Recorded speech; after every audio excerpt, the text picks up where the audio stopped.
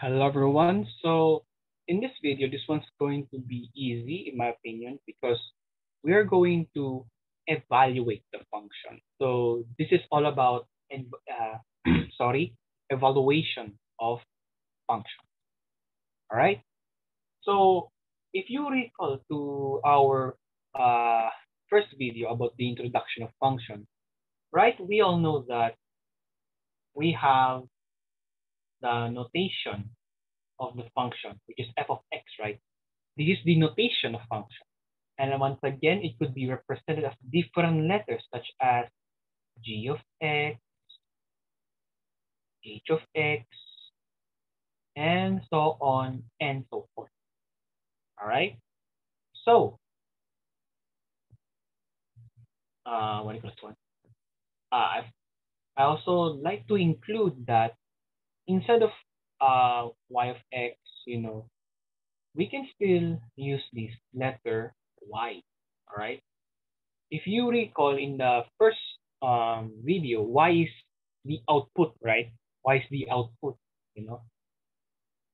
So we can represent this one as this one, or this one to this one, or this one to this one. But again, it all depends on the given problem. So as you can see,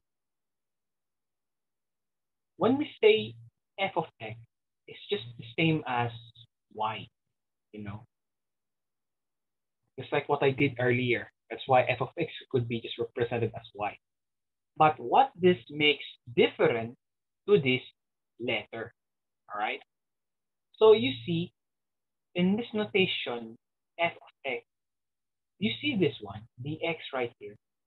This x right here, if you remember from our previous video, this is the input, right? So as you can see, yes, the difference between using this notation and letter y is just the lettering and the use of parentheses, but we can also say that in this notation, f of x, this one, we can just put a number here. And that number here represents the input. So for example, if I have y is equal to x squared, I can simply rewrite this as f of x is equal to x squared. Simple. So here's the thing. What if I substitute x as 1? What would I do? I'm just going to substitute 1 here. So this would be 1 raised to 2. So what would be the answer? The answer for this one is 1. Simple. All right. Let me give you another example. If I have, for example, a function that would be f of x, that would be representation of it. Let's just say this would be x squared minus x. Then what would be the result if we have the input of 2? So this one is simple. All we need to do is just substitute 2 inside of the x. All right. So this one, what would have happened? This would be 2 squared minus 2. So this would be 4. The square of 2 is 4 minus 2. So this is just 2. All right. So this one is getting a bit of challenge, but it's actually easy. All right. Now let's give it another try. Let's just say I wanted to find f of negative 3. All right. What would be the answer here if I would like to find f of negative 3? Hold on. Very good. So simple, just substitute negative 3 to the x. All right, let's substitute. So this is negative 3 raised to 2 minus quantity negative 3 because this one is negative. So the square of a negative 3 is positive 9. And this one, since we have negative sign on 3 and we have a minus sign, so this would be positive. And then 3. So 9 plus 3 is 12. All right, do you guys get the idea already of what I'm doing? Do you guys get the idea already? Because this one is going to be challenging, but at the same time, it's easy.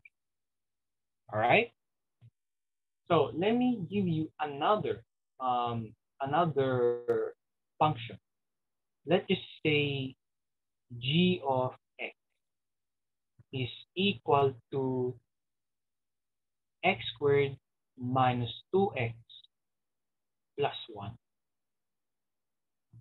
So what would be my result in this function if my input is 0?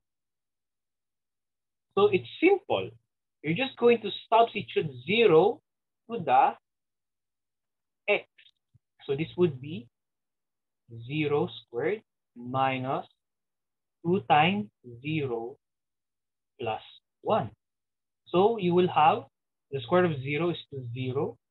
Negative 2 times 0 is 0 plus 1. So this is 1 as a result. That's it. All right. Now let's give it one more try. What if we are asked to find what is negative 6? So this one is just simple. Just substitute it to the x. So this would be negative 6 squared minus 2 times negative 6 plus 1. That's it. So you will have the square of negative 6 is positive 36. Negative 2 times negative 6 is positive 12 plus 1. So what would be the result here? So this would be 36 plus 13. So as a result, this is 49.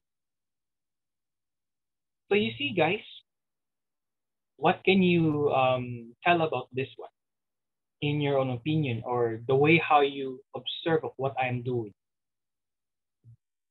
So basically, what I just did here is evaluation of functions, or to simply put it, substitution.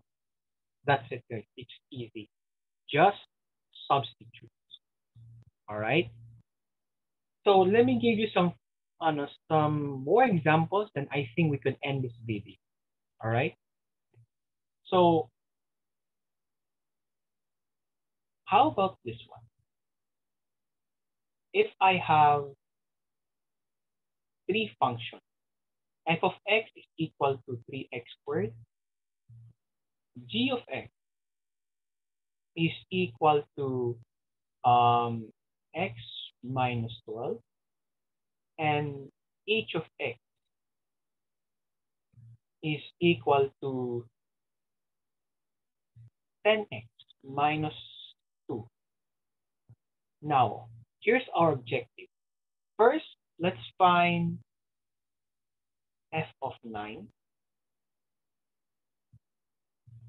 Next, let's find g of 10. All right. Next, let's find f of 30.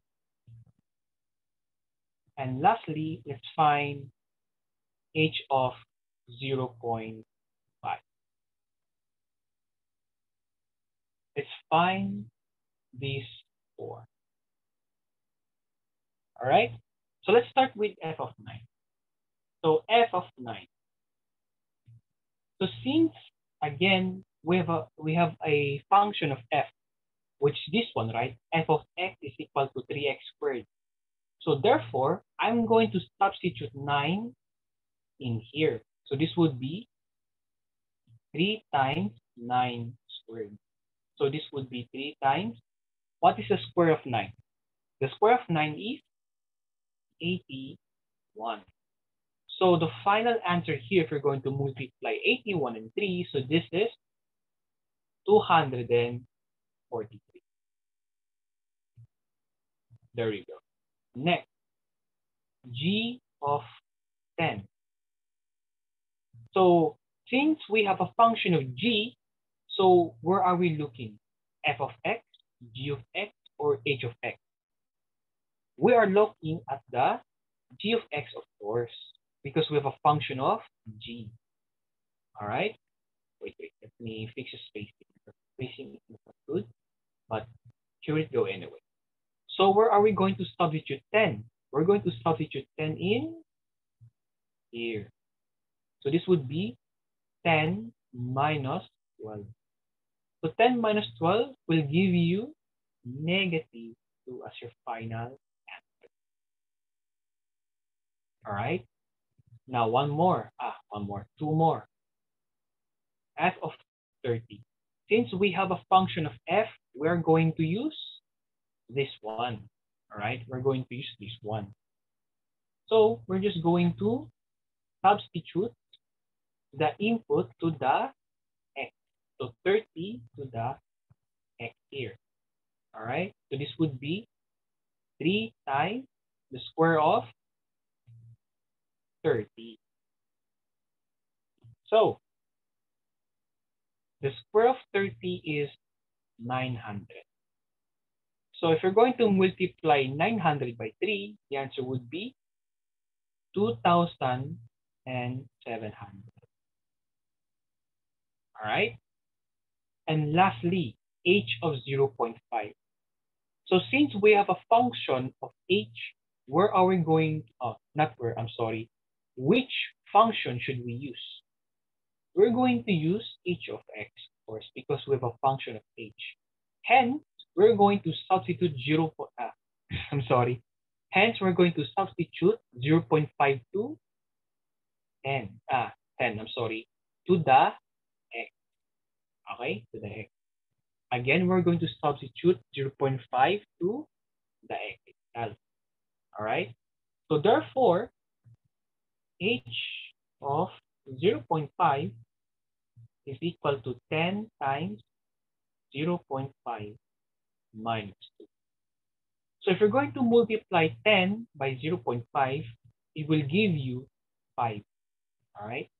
So if you guys don't know, if you guys don't know, 0.5 is the same as 1 half. All right, 1 half.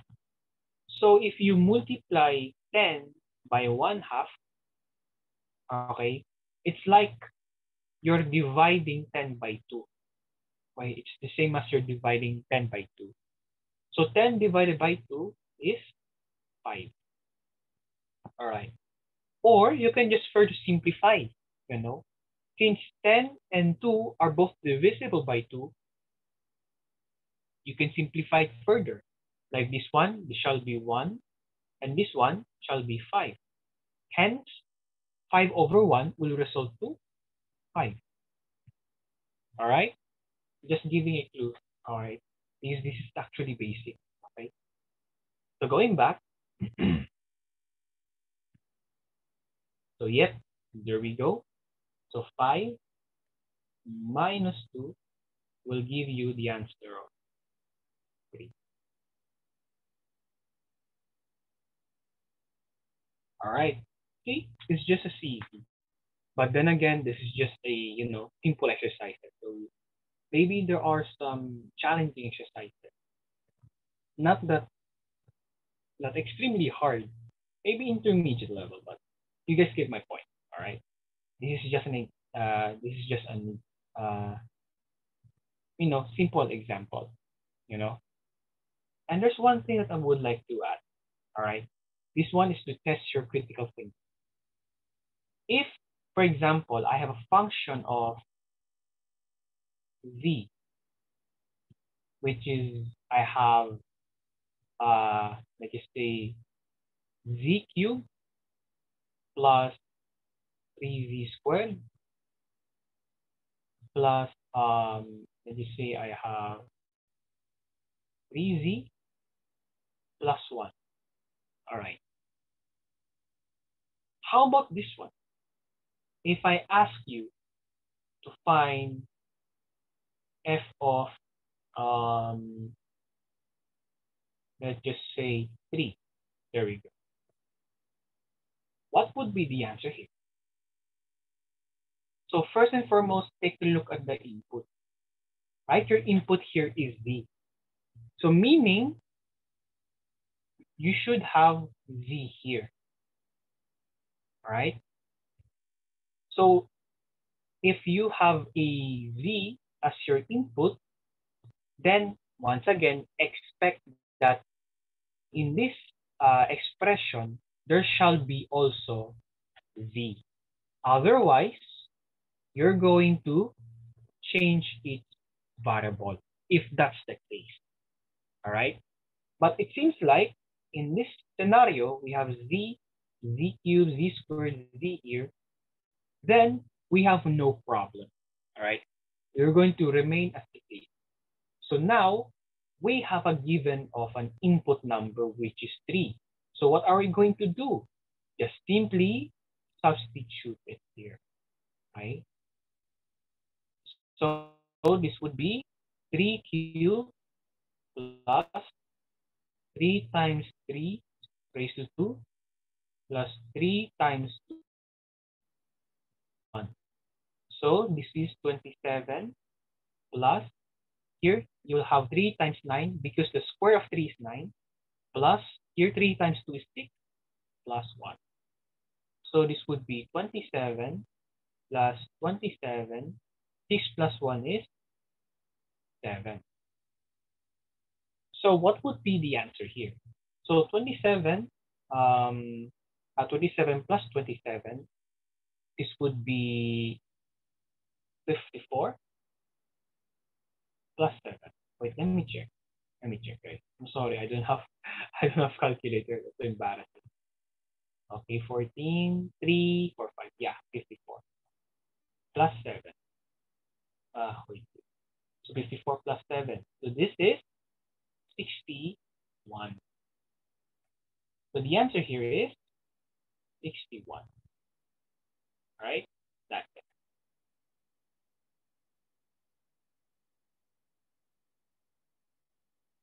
So here's my last question though. If I have g of x, hold on. If I have this one, g of x is equal to, let's just say this one. I have x squared plus 1 all over x squared minus 1. What if I ask you to find g of z? Okay, this is not a number. Right? It would be understandable if it's a number because if it's just a number, it's easy, right? If it's just a number, just simply substitute it to the variable of x, no problem. But what if it's just a letter? So remember what I told you about in this case. So for example, if you have an input of z, but then the variable given here, the variables given here are not z, what are you going to do? Change it into z, right? So in this case, seems like, yes, we have g of x, x squared, okay? But we have z here, letter z. So what are we going to do? Substitute z to the x. So this would be z squared plus 1 all over z squared minus 1. That's it. And that's your final answer. Right, that's it. So you see, guys, it seems like it doesn't only involve numbers, but also variables. But what if I told you that not only just a variable or letters, in other words, or numbers per se, but the whole equation itself, the whole expression itself? Is that possible? The answer is yes, it is possible, which is to be discussed in the next video. All right? That is all, guys. Thank you for listening, and I hope you've learned something from